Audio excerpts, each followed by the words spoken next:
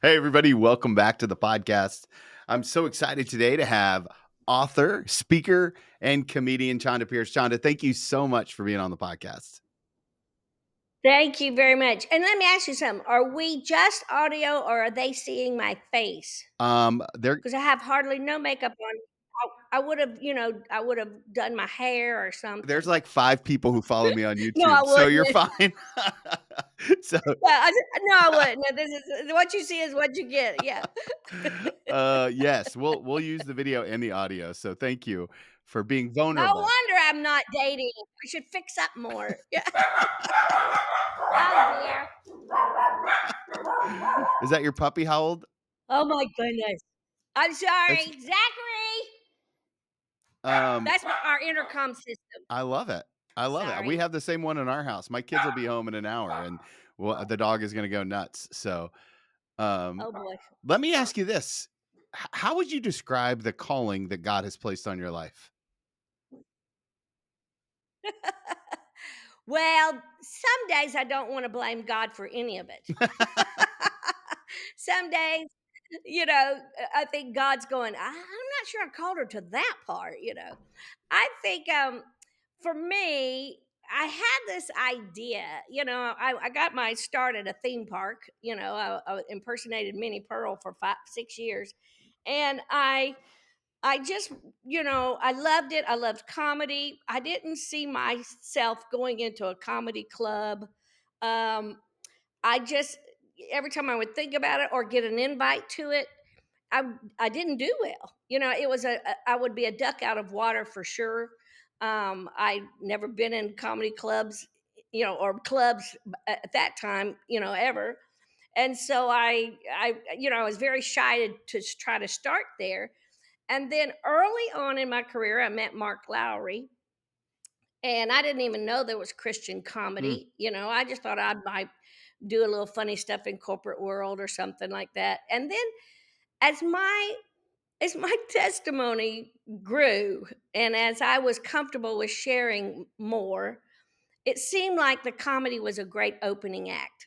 And that's what it's been for 32 years. mm, It's really been the opening way of getting a group of people's attention, and getting it well, and really getting them laughing so that you could leave some kind of nugget of truth. And that's how I've always done my career. Every video I've ever recorded, every tour I've ever been on, every time I've ever taken the stage, there's I've always known how I want to end, mm, always. And then I start working my way backwards to either use a song or and the comedy and all that to begin to weave that thread. And that's been my MO. I don't know how other comics do it other than I've met a few, that says, "Hey, we can write together or whatever." And believe me, my manager wishes I would sit down and write a little more. But at this stage in my life, I spend more time just making stuff up on the fly. And then I have someone on my staff going, if they laugh at that, write it down so I'll remember I said that yes, tomorrow. One of the things I appreciate in this book that you talk about, kind of in the author's note, is you say that on your tombstone, you want to have written, there was an elephant in the room and she talked about it. I'm wondering if you could tell us the Yes. genesis of that, and how somewhere along the way you became a truth teller. I've always been one that, and I would gotten myself in trouble as a kid. I always kind of, my father struggled with mental illness, and I was always the one that pushed back on it. Mm, Um, if if he was in the pulpit and he said there were 5,000 Israelites, I would point out to him in scripture that it was really just 10. you know, I mean, I was just that kind of a weirdo. And I will say, my son has picked that up for me. My son, and my adult son, is like that. wow. He's always corrected me. Now, mom, no, it wasn't $10 at Walmart. It was $5. So it's funny how that that's ingrained in me, and then I've passed it on to him. It, one, that keeps you honest, but two, you don't have. It's not really good for relationships because I'm really quick to go. Your breath is really bad. So, but when I saw uh, what God was doing, I read a book a long, long time ago. Two books that I read early in my career was Experiencing God and Ragamuffin Mm, Gospel. Those two were powerful. And then I also read Roaring Lambs. Okay, so three books. Three books were so powerful to me in plotting what is this that I'm doing and how do I keep sustain it and how do I do it well, but how do I do it to glorify God? And I watched Mark Lowry did a good job of that. He always, as he used to always say, take it past the cross before you go home. And I love that. Um, More so for me, I probably get talk more the personal things that had to pass through the by the cross than Mark does. But that I think a lot of that's a woman. mm. A lot of times we women get together and we can't wait to talk about our childbirthing scars and our gallbladder problems. So I get part of that naturally, but I just early on, and as I got busy and the phone started ringing, I started seeing what God was doing. And so I just wanted to follow along with that instead of push back Mm. against it or try to help God along and do something else.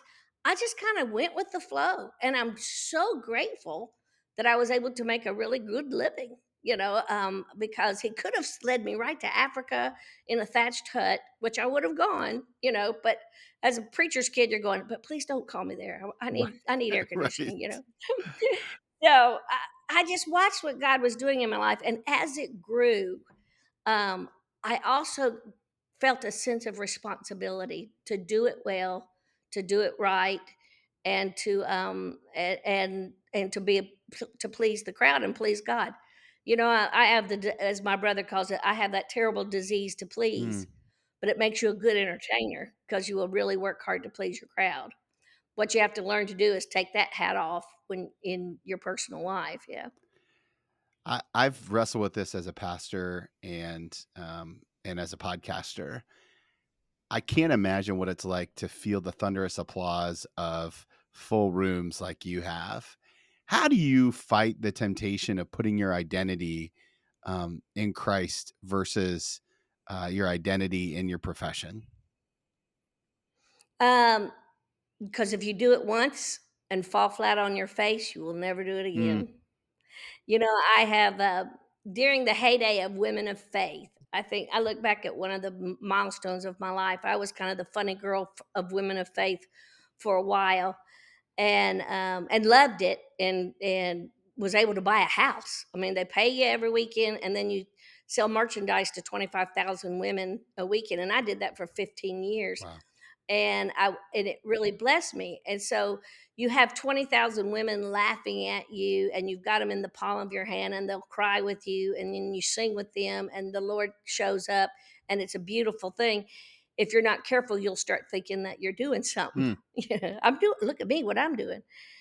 What would happen to me is I couldn't make a friend there to save my life, and I tried. I bought Christmas presents and sent cards, and tried to invite them all over to come see me. All the speaker women, come to my house. I'd like to have brunch with everybody. And the time that Women of Faith was in Nashville, I had it arranged. I was hoping they would come to my house, and I could have lunch, and I would feel like a part of that team. And a tornado hit downtown Nashville. So if that's not a sign from God, I don't know what is. In other words, is as as uh, as an outcast as I felt with those women, and how painful that was, it was absolutely God's direction to keep me humble, mm, for one thing, and to remind me of where I need to find my leadership, and He will send the right people. I I learned early on, especially watching other artists. For a while, you're an opener for people along for a lot, and I saw the ups and downs of artistry, and those were great warning signs. Marriages that failed, of some of the greatest singers and songwriters and people on the planet, and you watched how that happened. I'm a great observer. That's what a lot of if you're a comedian, you observe life well, so you can find the funny, and talk about it. But I saw early on the ups and downs of listening to the wrong people. I was around very egotistical evangelical preachers Yeah. and knew I didn't want to be like that. God just put people in front of me often that I didn't want to be like. And so what that did was help me decide who I wanted to be and how you do that. And one of the things I noticed early on in the touring world, you have to invite accountability into your life. Hmm. It's not going to just show up. You have to invite your pastor on the bus. You have to invite girlfriends into your life that will understand your job and that will keep you humble and go, oh, now take your fancy clothes off. We're going to go to Walmart. Um, you have to invite that into your life. It's not just going to show up. I saw so often women speakers and other comics and Christian singers and pastors that would rise to a certain level, and then man, they had the flock, around them, and they were all that in a bag of chips. And then when they fall, none of those people are around them anymore, and they just dropped them like a hot potato. Hmm. And I knew I want to keep the most sincere people around me as possible. And in that process, the Lord really did send people that were, really high up there.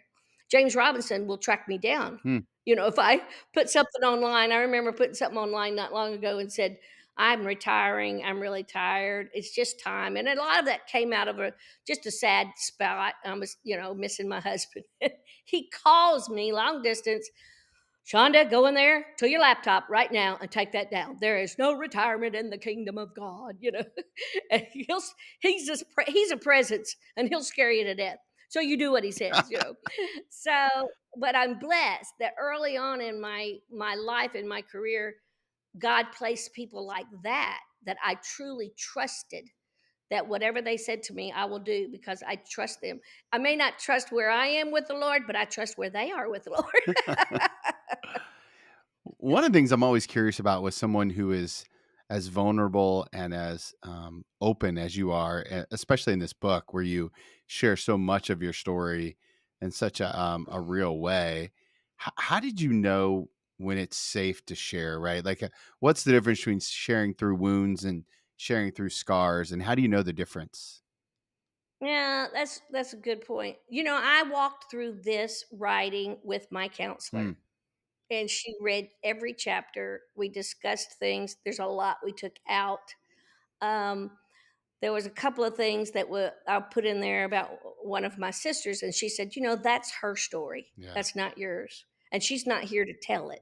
And it really doesn't enhance my story whatsoever. It was just something that happened in her life, and so I could not have done that without Tracy Robinson, my counselor. I had great people in my corner reading it. My very best friends. Every time I'd finish a chapter, I would send it to them, and sometimes there was correction there. There was, no, really, that wasn't in the spring. Remember, we were in high school and we did this and that, and so I loved that I had that kind of people in my corner to walk through it. There's a lot I didn't put in the book, but for a long time, these stories are old. Yeah. Probably the most fresh story is, and I was still, and I'm still a little hesitant about it, but I'm trusting publishers and all that were okay, and my counselor was okay with it because she thinks it's pertinent thing for women. What I learned about protecting myself on a late night driving Hmm. home, I was sexually assaulted, and so I was so naive to the dating world at that time. I was newly, widowed and about 3 or 4 years in, and what I thought was this is going to be fun. I get to date all over again. Now that I, now that I have my own car, and so it is. And I almost didn't put that in because it is very personal. It's very private. I know I'll get backlash over some of it, but I wanted to do it. That was the freshest. But every story in there is things that I've talked about on stage, but I have not yet put them in print. Hmm. And what's good is everything has had time to simmer. It's had time to get the anger part out of it. The grief, is subdued a little bit. Although there was a lot of tears shed rewriting some of this stuff and reliving some of that stuff. As a matter of fact, I was in my counselor's office just about a month ago going, I don't know what's wrong. I don't think my meds are working. I am just, she goes, well, you just finished unloading your whole life. You know what I mean? So of course that lingers with you when you lay down at night, and that fragrance of have I done the right thing? Is Was God glorified in that? All of that comes to mind when you're laying down late at night going, I hope I did a good job. And it's being printed right then. There were several times I almost wanted to pick up the phone and go, hold the press, hold the press. But I just decided at I am wanting to retire. I know God is doing a new thing and I don't know what that is, and which is great because if I did, I would get in there and mess it up. I didn't know what he was doing with me the first time around. Mm. So I just know that something's going to look different and I'm going to slow down. But before it was all said and done, I wanted to get all the words out. It's easy to be on a crowd in front of a big crowd. They bought a ticket with your name on it. They're wearing your T-shirt with your name on it. They just bought your DVD with your name on it, and you can tell your stories and you can see them laugh and laugh and laugh. I've had women come up and show me their wet britches because they peed in their pants. And then you turn the corner and you want to leave them something spiritual or something where the God of the universe has walked you through, some horrible storm, and you want to share that, and you see it work, and it's just beautiful. But what I you don't have a chance to say on stage is the in between of the valleys and the Mm. mountains. And there's a whole lot you learn on the slope down and a whole lot you learn on the climb back up. And that's what I wanted to get said. It's such um, a That looks so sad, Tony. Your face just went, well, oh. it's just it's here's the thing. I was thinking about the Aren't you glad you're not my pastor? no, I listen. Here's what I was gonna say, and I was trying to figure out a way to say it that it wasn't so. Uh, I didn't mean for it to be sad. So there's nothing sad here. It's all for the glory of God. And but here's what I was gonna say is that there have been so many situations that have been hurtful to you over your story, and Yeah, specifically some really yeah, complicated situations with men and like your dad, and just a lot there's just a lot uh, there, right? How do you well, lean into that I've had a counselor. trusting men Yeah, again, right? Like, I mean, like, it is. I had a counselor tell me a long time ago when I was in a rehab center for my depression that said, "It's really a wonder you're not lesbian." Nobody had ever said that to me before, and I'm like, "Well, I never even considered it." Like, you mean that's an option? it's My husband goes, "No, I don't think it's an option." Yeah. It is, it is interesting to me when reading it again, when you know this because you've done it. When you get your pages in the mail and you get to see them in the book, I've been reading it again, right, because I just right. wanna see it in the book and how it lays in the book. Well, as I'm reading it, to me, the one thing that there's a lot. My husband, let me just say it this way. I know I'm rattling.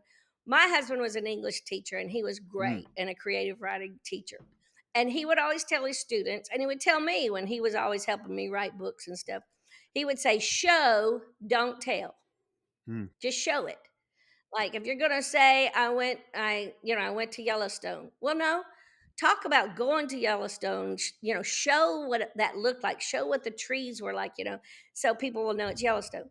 And so that has always stuck with me as well. And so in this book, I pray the thing that I showed was, man, there must be a Yeah, God. yeah, 'Cause there's no other explanation, none. yeah. There is no other, and it's true. I think, I've had many pastors say the greatest miracle in my life is that I love the church like I do, and I've had opportunity to go do comedy, secular comedy. When you start getting the numbers like you do and you get an award as the most awarded female comic in history, they'll pull at you a little bit, and I do have some regrets that I would have loved to have done Jay Leno. I would have loved, Sure. but I have met him and all that, but I just never. I never went on his show. Things like that, that little things you wish you could. I would love to be a member of the Opry. I don't think I ever will be. Little career things like that. But when I look back at what was accomplished and how it was accomplished, it's a little miraculous to Mm, me in that I didn't have the Bill Gaither, world to grow up yeah. in. I didn't have anybody, any agent, help or anything like that for a long, long time. But what I did have was this desire to hold a mirror up in front of the Mm, church, not out of judgment, but out of begging them to be better yeah. because of my kids and my grandkids. I want my neighbors to see the church I see in my heart, the church that I know that we're birthed to be. Mm. And we've gotten so far off track of that. I mean, all you have to do is just watch CBN. And you know what? Some church things are going on. That's why you and I laughed before we started the recording, going, "Well, I just need a sword and a stripper pole now." That's probably going in my act because it is just so It bizarre has not to. to, It has to. When when well, I'm not gonna. when we have to open no, I texted Tim Clinton, who is gracious at the American Association of Christian Counseling, and they have me at all their women, extraordinary women functions and all that. And I texted him immediately, going, "That poor guy, he's at the wrong conference. He needs to be at the Extraordinary Women Conference." And he's like, "Shonda, you can't say that." But I do. I look at some of the bizarre things we're doing, and my son hollered from upstairs. I was doing another interview a little bit ago with Billy Hollowell, and I said, what in the world do these people think we need? That God needs all these trappings Mm, so people will like him. I can stand on the back porch at my landscape and like God. yeah. I don't have to see a guy swallow a sword. But I just think I love that when we get to heaven, I cannot wait to sit down with Paul and go, okay, now that you saw what the church became, Right. is that what you had in mind? Amen. Amen. What letter would you write us right now? Yes, yeah. I just think, man, and he's got to be up there. He's got to have pen and paper, Paul does. And he's written stacks about this century alone. Listen, since COVID, I mean, come on. S- Oh my gosh. Yeah. How quickly we shut our church down. Yeah. Oh my uh, goodness. We still have people afraid to go to church and get germs. look, look, It is weird, and I don't know why. It is funny, and I know I'm supposed to have these really great answers so I can really push the book. I don't know why. I don't know how got here. I don't know how I am so in love with Jesus. yeah, There's just no other explanation that could get me out of bed some mornings, and some mornings it's still hard yeah, to climb out of bed on. There are trigger days. My anniversary's around the corner, and so there is just, but I love Jesus too much, to fail him. And the good thing is you really can't fail him. He loves you no matter what you're gonna do. right. That's real. That's another thing. That's a whole nother podcast we could talk about. Yeah. Anytime, anytime. Let me ask you. Do you know what's so bad when you're raised in a little bit of legalism? The bad thing is I still, like, a couple of weeks ago, called my pastor and said, "Okay, I just need to hear it one more time. Are you pretty sure I'm in?" He's like, "What?" I go, "I don't know. I just the thought hit me, and the devil was telling me this and that, and said, you remember that thing you did, and yesterday you fussed at your son? You think I'm in?" Oh my Lord. He just rolls his eyes. I, He's like, "You are this national comic, this Christian speaker everybody loves, and you call me, your little Free Will Baptist pastor, and go, am I in? Am I?" I love it. I love it. And I'm not even a Free Will Baptist. Yeah. How what's it like to live with the pressure of showing up and being funny, right? Like I would imagine that in your world, like that's just an expectation. If Chonda's showing up, she's going to tell a joke, and it almost Yeah. that's got to be a over. I mean, do you ever just have a day where you can sit around and cry and eat chips? Yes. Like right before I called you. I can sit around and eat chips. It doesn't matter if it's a happy day or a sad day, which is what's wrong with my hips. No, I think I used to feel like I had to be on, and that's what people were Mm, expecting. Every green room, I bet I was the most obnoxious person in every green room of every Women of Faith conference, or anytime there's a gathering of really, cool speakers and pastors. I bet I was so obnoxious in those green rooms. It's a wonder, Charles Stanley didn't kick me out every now and then. But I finally exhausted myself, and when you get very, very depressed and you wind up in a psychiatric hospital, you start realizing I have to take care of me because nobody's going to be there when this is all over except mm, me. And so I want to have some kind of mental health, about me, and some kind of physical health about me. And so I started getting a lot smarter, a lot quieter. And then life will do that. I brought all of my family to the farm. I sat on the porch and see my entire family, and they're all underground. That will somber you real quickly. Um, I have had so many serious things happen that I don't have to be the life of the party anymore. And a lot of that's just healing. yeah, Healing from that, what we were talking about, that disease to please. yeah. Healing from that, knowing this is who I am, this is all I can offer. And then the smart thing is to surround yourself with people who are not going to expect that all the Mm, time. I have the same handful of girlfriends that I've had since I was 15 years of age. We all graduated from high school together, and we get together once a year, our little girls retreat, and have so much fun, and it's a blast. And they would all tell you, all five of them would tell you, Shonda's the quietest one, wow. because, and I can tell you who emerges to be the life of the party, and it's not me. Um, I love that because they don't expect that. They that's what I do for a living. It's not who I Yeah. am. You have a really It has to be that way. I'm sure, yeah, or else you wouldn't be able to manage it, right? It would be too much. No, yeah, yeah, I love, to listen to mature Christians talk about grief. I think it's something that we don't talk about much in the church, and I'm kinda yeah. curious, in your journey, what has the Lord taught you about grief? That we're all going to have it Yeah, in some form or fashion. Some worse than others. There are There truly are those five stages of grief that they talk about, and the anger and the hurt and the being resolved with it. Um, I I have had grief of every kind, from sisters to parents to the loss of relationships to and definitely the hardest was my husband. um, if you'd asked me that question 3 days after he died, it'd be entirely different than asking me 10 years after he yeah. died. And because what I hate is every time somebody would tell you, "Well, give it some time," because you just want to slap them. But it's exactly correct. There is no, you you know what? Let me tell you something that just came to mind that I've been toying with the idea about. I think what's a shame is sometimes we'll get so far from our grief that it will not affect us anymore. I think sometimes we've gotten so far from the crucifixion of Hmm, Christ that it doesn't affect us like it needs to. We've seen him hang on paper mache crosses. We've had the light show with the tomb shining through on Easter in our churches.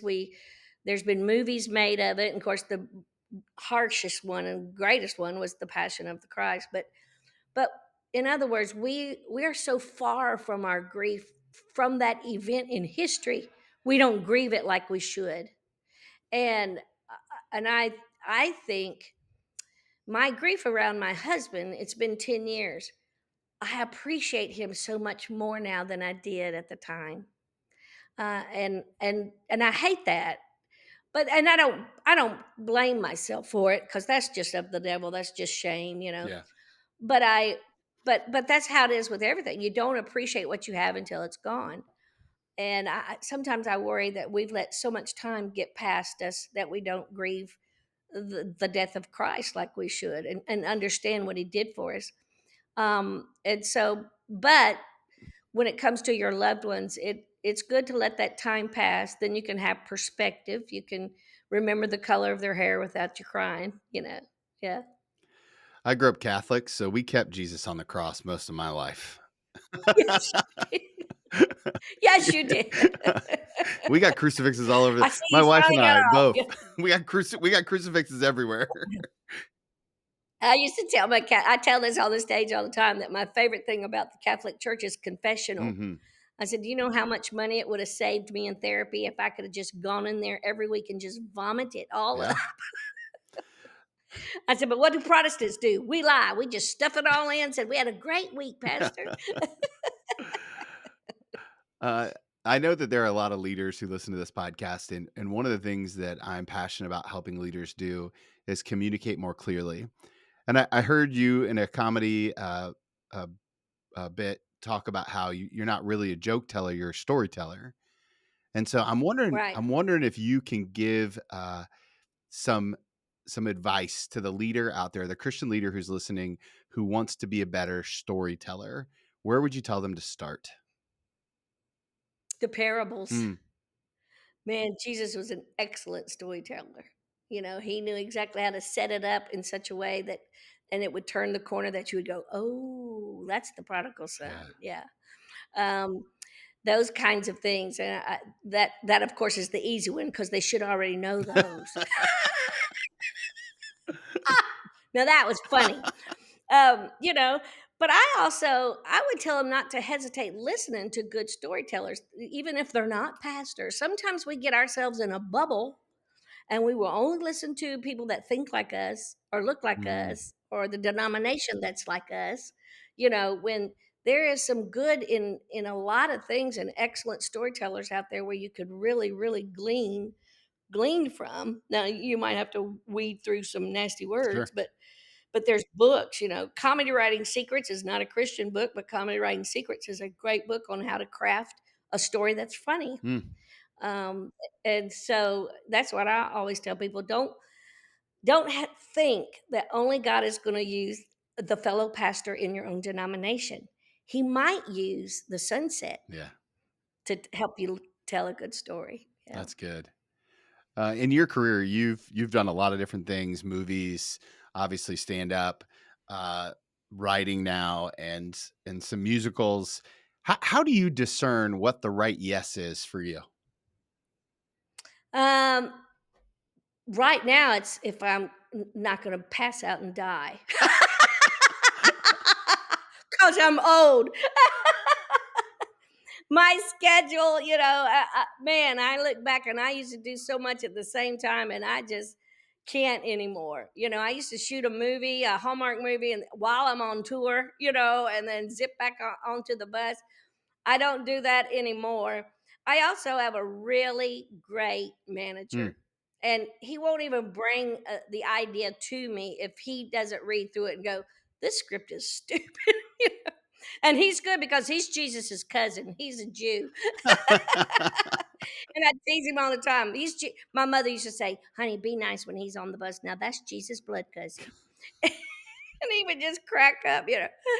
But a lot of the people in the comedy world are Jewish, and he managed Billy Crystal and Robin Williams and a whole host of people. And how we got together is just a hilarious story in itself. But he is really, really good about what to waste time on and what not. And a lot of it is Mm. financial. I mean, I'll be perfectly honest. If I don't talk, I don't get Yeah. paid. Comedians, we don't have hit songs on the radio. All the bits that you hear on Sirius Satellite and all that, nobody's getting a dime for it. And that's up. We're trying to fix that. Sure. But so I have to work. I have to actually talk to get paid.